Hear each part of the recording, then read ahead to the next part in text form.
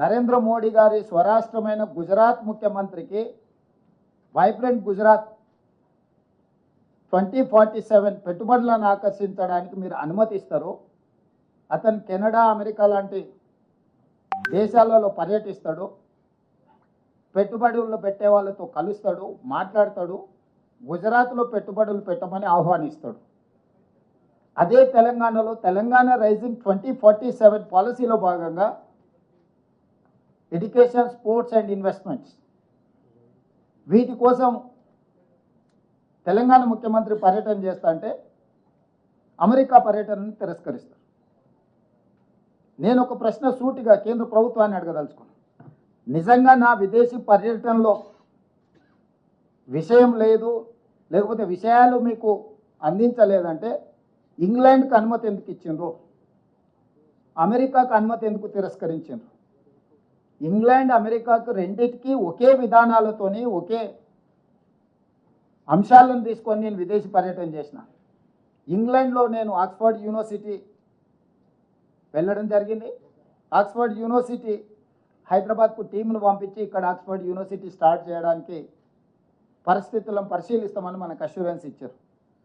Cambridge యూనివర్సిటీకి వెళ్ళిన MCHRD క్యాంపస్లో షార్ట్ టర్మ్ కార్యక్రమాలను నిర్వహించే విషయాన్ని వాళ్ళు పరిశీలిస్తామని మనకు అష్యూర్ చేశారు.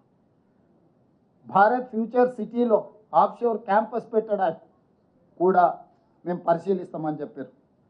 యూనివర్సిటీ ఆఫ్ లండన్, హైదరాబాద్లో లండన్ యూనివర్సిటీ ఆఫ్ క్యాంపస్ ఏర్పాటుకు అంగీకరించింది. సంబంధిత అధికారులను కలిసిన లండన్ స్కూల్ ఆఫ్ ఎకనామిక్స్ వాళ్ళతో నేను మాట్లాడిన, వాళ్ళు హైదరాబాద్కి టీంలను పంపిస్తామన్నారు. అదేవిధంగా లండన్ బిజినెస్ స్కూల్ వీళ్ళతో మాట్లాడుతూ కూడా ఎంసీహెచ్ఆర్డీలో షార్ట్ టర్మ్ కోర్సులను వాళ్ళు ప్రారంభించడానికి చేస్తారు. అదేవిధంగా అమెరికాలో కూడా Harvard university campus, Boston MIT campus, north eastern campus, Virginia tech university వీటన్నిటిని కూడా కలిసి ఈరోజు మనకు హార్వర్డ్ యూనివర్సిటీ మన దగ్గర ఆఫ్షోర్ క్యాంపస్ కానీ లేకపోతే షార్ట్ టర్మ్ కోర్సులని ఇక్కడ ప్రారంభించడానికి మనం ఒప్పందం చేసుకుంటున్నాం. ఈరోజు ఒక ముఖ్యమంత్రిగా, విద్యాశాఖ మంత్రిగా మంచి యూనివర్సిటీలను, ఐవీ లీగ్ టాప్ 10లో ఉన్న యూనివర్సిటీలను తెలంగాణకు తీసుకురావాలనేది మా ప్రభుత్వం యొక్క లక్ష్యం. ఒకప్పుడు మహాత్మా గాంధీ గారు, డాక్టర్ బాబాసాహెబ్ అంబేద్కర్ గారు ఇంగ్లాండ్లో చదువుకోవడం వల్ల, లండన్ స్కూల్ ఆఫ్ ఎకనామిక్స్లో డాక్టర్ బాబాసాహెబ్ అంబేద్కర్ చదువుకోవడం వల్ల ఈ దేశానికి దార్శనికుడిగా మారింది. ఈ దేశం యొక్క దాస్య శృంఖలాల నుంచి విముక్తి మహాత్మా గాంధీ గారు కల్పించగలిగారు. ఒక విజ్డమ్, ఒక మంచి యూనివర్సిటీలో ప్రపంచ స్థాయి అవగాహన కలిగిన, పరిజ్ఞానం కలిగిన విద్యాలయాల్లో చదువుకుంటే ఆ చదువు, ఆ జ్ఞానము మన ప్రాంతము, మన రాష్ట్రము, మన దేశం అభివృద్ధి పదం వైపు నడిపించడానికి ఉపయోగపడుతుందని పేదవాళ్ళు, ముఖ్యంగా మధ్యతరగతి వాళ్ళు, దళితులు, గిరిజనులు, బలహీన వర్గాలు, అదేవిధంగా ఇతర ఆర్థికంగా వెనుకబడిన సమాజము విదేశాలలో, యూకేలోనో యుఎస్లోనో చదువుకోవాలంటే కోట్ల రూపాయల ఖర్చు అవుతుంది. కాబట్టి కొద్దిమంది మాత్రమే అక్కడికి వెళ్ళి చదువుకోగలిగిన పరిస్థితులు, ఆర్థిక వెసులుబాటు ఉంటుంది. కాబట్టి ఈరోజు మనం ఫారిన్ స్కాలర్షిప్స్ కూడా ఇచ్చి ప్రోత్సహించినా అది సరిపోవడం లేదు. కాబట్టి ఆ యూనివర్సిటీలను, ఆ క్రీడా మైదానాలను ఇక్కడికి తీసుకురావాలని, అవి ఇక్కడికి వస్తే ఈరోజు పదుల్లో విదేశాలకు వెళ్ళే వాళ్ళు వేలల్లో మన దగ్గర చదువుకోవడానికి అవకాశం ఉంటుంది. ఒక మంచి క్రీడాకారులను మనం తయారు చేయడానికి అవకాశం ఉంటుంది.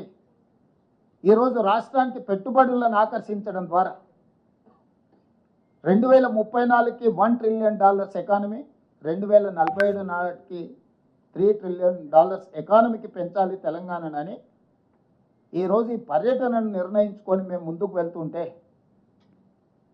తెలంగాణ రాష్ట్ర ముఖ్యమంత్రికి అనుమతి నిరాకరించడం వ్యక్తిగా రేవంత్ రెడ్డి అనుమతి నిరాకరణ కాదు. ఇది 4 కోట్ల తెలంగాణ ప్రజలకు జరిగిన అవమానము, తిరస్కరణ. ఈ తిరస్కరణకు కారణం గుజరాత్ ఆధిపత్యం. ఈ దేశ ప్రధానమంత్రి ఇంకా గుజరాతీగానే వ్యవహరిస్తున్నాడు తప్ప భారత ప్రధానమంత్రిగా విషయ పరిజ్ఞానంతో ఈ ప్రధానమంత్రి గారు వ్యవహరించడం లేదు. ఇది తీవ్ర ఆక్షేపణీయము. ఇది తెలంగాణకు జరిగిన అవమానము, తెలంగాణ అభివృద్ధిని అడ్డుకోవడము. ఈరోజు గుజరాత్ ముఖ్యమంత్రిని అమెరికా పర్యటనకు అనుమతి ఇచ్చి 8 రోజులు అక్కడ వైబ్రెంట్ గుజరాత్ 2047కి సంబంధించిన రోడ్ షోలు చేయడానికి, గుజరాత్కి పెట్టుబడులను ఆకర్షించడానికి అనుమతి ఇచ్చి తెలంగాణ ముఖ్యమంత్రికి అనుమతి ఇవ్వకపోవడము, తిరస్కరించడానికి పొలిటికల్ రీజన్స్ అట్రిబ్యూట్ చేయడం అనేది ఇది తెలంగాణ సమాజం అంతా ముక్తకంఠంతో ఖండించాల్సిన అవసరం ఉన్నది. దీనికి రాజకీయాలు, రాజకీయ పార్టీలు, ఇతర అంశాలను జోడించవలసిన అవసరం లేదు. భారతీయ జనతా పార్టీ నాయకులకు నేను విజ్ఞప్తి చేస్తున్నా, ప్రజాప్రతినిధులకు నేను విజ్ఞప్తి చేస్తున్నా, మీరు గుజరాత్ను సమర్థించడం ద్వారా నరేంద్ర మోడీ గారి చేతుల్లో, గుజరాత్ చేతుల్లో కట్టుబానిసలుగా మీరు బ్రతకదలుచుకున్నారా? తెలంగాణ ఆత్మ గౌరవాన్ని చాటదలుచుకున్నారా? మీరు ఈరోజు తెలంగాణ ప్రజలకు సమాధానం చెప్పాలి. లేటెస్ట్ అప్డేట్స్ కోసం మన నేటి ధాత్రి ఛానల్ని సబ్స్క్రైబ్ చేయండి. అలాగే మీకు నచ్చిన వీడియోని లైక్ చేసి, షేర్ చేసి, కామెంట్ చేయండి.